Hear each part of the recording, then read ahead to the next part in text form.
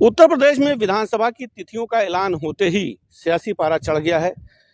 आज हम मौजूद हैं फूलपुर पवई विधानसभा क्षेत्र में और यहां से अरुण कांत यादव विधायक हैं। आजमगढ़ के 10 विधानसभा सीटों में इकलौती विधानसभा सीट भारतीय जनता पार्टी ने जीती थी और उससे विधायक हैं अरुण कांत यादव, जो हमारे साथ मौजूद हैं। हम इनसे बात करेंगे कि आखिर क्या रहेगा अगला चुनाव किस तरीके से लड़ेंगे। अरुण जी बताइए, अगला चुनाव आप यहाँ से लड़ेंगे या क्या है? हाँ, मैं चुनाव लड़ रहा हूँ यहाँ से भारतीय जनता पार्टी के बैनर तले, और विकास मेरा मुद्दा है। नहीं, अब जैसे ये कहा जा रहा है कि आजमगढ़ में जिस तरीके की चीजें माहौल देखा जा रहा है, तो इस बार का जो अभी एक बड़ी स्थिति आपकी असहज से महसूस हो रही है कि अगला चुनाव जब आप लड़े थे तो आपके पिताजी रमाकांत यादव जी भाजपा में आपके साथ थे। इस वक्त वो समाजवादी पार्टी के साथ हैं, तो ऐसे में इस सीट को बचाए रखना आपके लिए तो बहुत टफ थोड़ा होगा। ऐसी बात नहीं है, क्योंकि मैं भी यहीं पैदा हुआ हूँ, मेरी भी उम्र यहीं बीती हुई है, और जिस तरह से किसी समय पे मेरे पिताजी के साथ लोग खड़े रहते थे, उस तरह से आज लोग मेरे साथ खड़े हैं। क्योंकि लोग ये समझते हैं कि आने वाला फ्यूचर किसका है या कौन हमारे लिए क्या कर सकता है। तो इस वजह से मुझे कहीं से अपने सहयोगियों में इस तरह कोई कमी नहीं दिखती, जहाँ से मुझे कोई ऐसी कमी दिखे कि मैं कमज़ोर हूँ अपने क्षेत्र में। मैं पूरी तरह से संतुष्ट हूँ अपने सहयोगियों से और अपने क्षेत्र के लोगों से और अपने काम से भी। नहीं, तो जैसे पिताजी का सहयोग नहीं रहा इस बार आपको, तो क्या आप ये सीट बचा पाएंगे? सवाल ये सबसे बड़ा खड़ा हो रहा है। अगर मुझे कुछ ऐसा लगता कि हाँ, मैं कहीं से अपने आप को कमज़ोर महसूस करता तो मैं आपसे कहता, लेकिन जब मुझे कुछ ऐसा महसूस नहीं हो रहा तो मैं क्या बताऊँ आपको। तो ये भारतीय जनता पार्टी जिस तरीके से दावा कर रही है कि हम आजमगढ़ में कई सीटों पर जीत हासिल करेंगे, तो आपको क्या लग रहा है कितनी सीटें भारतीय जनता पार्टी को मिल जाएंगी? जो भी भारतीय जनता पार्टी दावा कर रही है वो सही कर रही है, क्योंकि ग्राउंड लेवल पे वो स्टडी कर रहे हैं, अध्ययन कर रहे हैं, उस हिसाब से अपना आकलन कर रहे हैं, तो सही कर रहे हैं। और जो भी इससे पहले उन्होंने आकलन किया वो सही किया, कुछ गलत नहीं किया। ये कुछ चीज़ें बताएं, कुछ बताएं कि जैसे आजमगढ़ के परिप्रेक्ष्य में कि क्या रहेगा, क्यों भारतीय जनता पार्टी को लोग, जबकि एक तरीके से समाजवादी पार्टी का गढ़ कहा जाता है, 2 संसदीय सीट है, एक सदर और एक लालगंज में बहुजन समाज पार्टी है जिस पर आप हैं, और दूसरी सीट जो है वो खुद अखिलेश यादव यहाँ से सांसद हैं। ऐसे में भारतीय जनता पार्टी कहाँ दिख रही है? कुछ तो नहीं दिख रही है। आप ऐसे देखिए ना कि जब बहुजन समाज पार्टी और समाजवादी पार्टी गठबंधन के साथ लड़ी है तब उन्होंने जीत हासिल किया है। अगर वो सिंगल लड़ती तो दोनों सीटें हार जाते। और जिन कमियों से भारतीय जनता पार्टी ने पिछली बार सिर्फ एक सीट पाई, बाकी सीटों में सफलता नहीं मिली, उन कमियों को इस बार हम ख़त्म कर रहे हैं। इसलिए हमें उम्मीद है कि हमारी सीटें आजमगढ़ में बढ़ेंगी। और तीसरी चीज़ कि आजमगढ़ को भारतीय जनता पार्टी ने अनदेखा नहीं किया है। अखिलेश समाजवादी पार्टी या बीएसपी की सरकारों, उन सरकारों से ज़्यादा काम हुआ आजमगढ़ में, जबकि सिंगल विधायक हूँ उसके बाद भी कोई परफॉर्मेंस पार्टी के तौर पे बीजेपी यहाँ नहीं कर पाई, लेकिन फिर भी विकास की दौड़ में आजमगढ़ पीछे नहीं रहा भारतीय जनता पार्टी की सरकार में। तो इसलिए ऐसा नहीं कि सिर्फ समाजवादी पार्टी और बीएसपी के ही लोग इस ज़िले में हैं, सभी तरह के विचारधारा इस ज़िले में हैं। और मुझे उम्मीद है कि इस बार जो है भारतीय जनता पार्टी की सीटें बढ़ेंगी, लेकिन मैं एग्जैक्ट खुलासा आपको नहीं कर सकता हूं जब तक कोई चीज़ें पुख्ता नहीं हो जाती।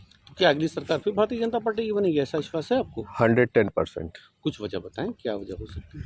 विकास है उनका मुद्दा, क्योंकि मैं देखता हूँ जैसे समाजवादी पार्टी है बिल्कुल कास्टिज्म पे चलती है, बहुजन समाज पार्टी है बिल्कुल कास्टिज्म पे चलती है, और भारतीय जनता पार्टी ऐसी है कि जो कास्टिज्म पे नहीं चलती। उन्होंने सभी समाज के लोगों को जोड़ने की कोशिश की और उनके लिए काम किया, और कोई भी योजना रही उसमें किसी भी तरह का परहेज नहीं किया किसी जाति विशेष के नाम पर या किसी धर्म विशेष के नाम पर। विरोधियों के पास कोई मुद्दे नहीं है और गलत आरोप लोग लगाते हैं। मैंने अखिलेश जी का अभी भाषण, अभी उनका एक उन्होंने अपना जो घोषणा पत्र का वो ऐलान कर रहे थे, शायद उन्होंने ये बता रहे हैं कि हम पुरानी पेंशन बहाल करेंगे, ठीक है।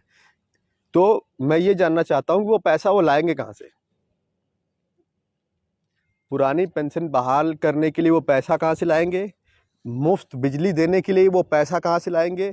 क्योंकि हम बिजली जो पैदा करते हैं उससे उसमें पैसा खर्च होता है। जो उत्तर प्रदेश में बिजली आती है पैसा खर्चा करके वो पैदा होती है, वो ऐसा नहीं बिजली की आसमान से टपकती है। तो आप वो व्यवस्था कहाँ से लाएंगे? और आप बता रहे कि हम पुरानी पेंशन बहाल करेंगे, ठीक है, इतनी बड़ी जनसंख्या है, आप वो पुरानी पेंशन बहाल करो कैसे? जिस पैटर्न पे आप चाह रहे हो उस पैटर्न पे आप कैसे कर पाओगे? उतना पैसा तो चाहिए ना। तो ये जो कम दिमाग के लोग आप उनको बरगला सकते हो, समझदार लोगों को नहीं बरगला सकते हो। भारतीय जनता पार्टी में पहला भी तो अंतर बहुत देखा जा रहा है, इसका नुकसान नहीं भारतीय जनता पार्टी को होगा, आप कैसे कह रहे हैं? नहीं, मैं बता रहा हूँ, देखिए ऐसा कोई कलह नहीं है, लेकिन जो लोग पार्टी छोड़ के भागे हैं ना, वो बिजनेसमैन है, वो कोई लीडर नहीं है। उनका आप इतिहास उठा करके देख लीजिए, वो कभी इस पार्टी में कभी उस पार्टी में, और जिस पार्टी में रहते हैं पहले वहाँ लूट खसोट करते हैं, फिर धीरे से निकल लेते हैं अगली पार्टी में, ताकि क्योंकि पार्टियाँ उनसे नाराज़ होने लगती है तो उनको बहाना चाहिए भागने के लिए।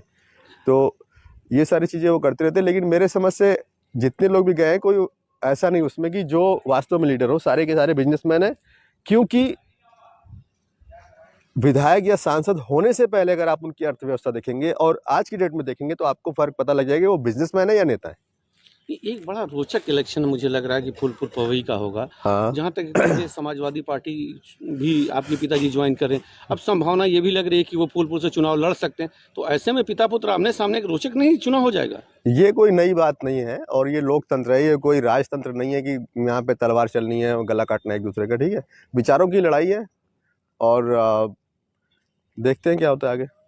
नहीं तो अगर ऐसा होता है तब तो एक बड़ा रोचक हो जाएगा सारा, हम लोग तो यही अभी बनाएंगे। ऐसा हुआ तो नहीं है ना। नहीं हुआ नहीं है, लेकिन एक प्रयास तो है कि ऐसा अगर होता है तो एक ही कैंपस में आप बैठेंगे, हाँ, हाँ। भारतीय जनता पार्टी का दफ्तर होगा, इसी कैंपस में समाजवादी पार्टी का दफ्तर, तो ये अलग सा रोचक माहौल नहीं होगा? क्या ऐसा पहली बार होगा? ऐसा पहली बार नहीं होगा। और लोकतंत्र की यही खूबसूरती है कि जहाँ पे एक ही परिवार में कई तरह की विचारधाराएं हो सकती हैं।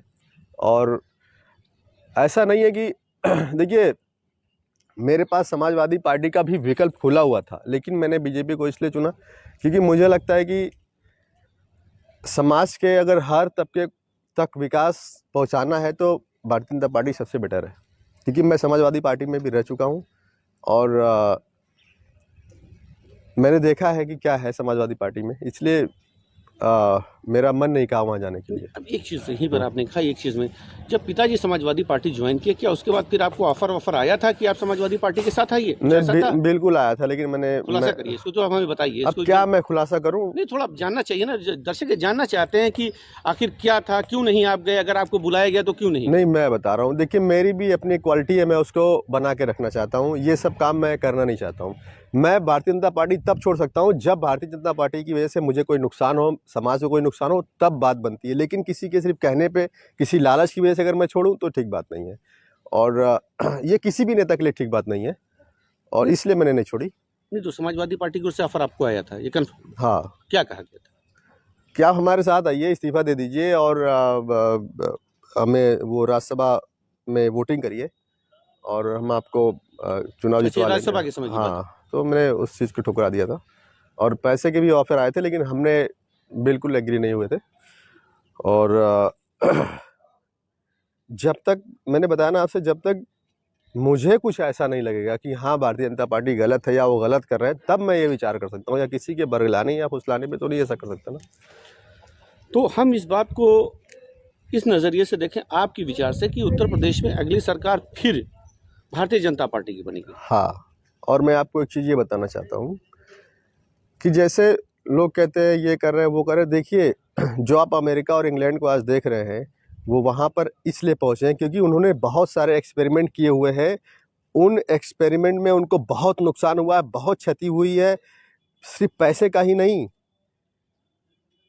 उनको हर तरह की क्षति हुई है, जान माल से लेकर के हर तरह की उनको क्षति हुई है।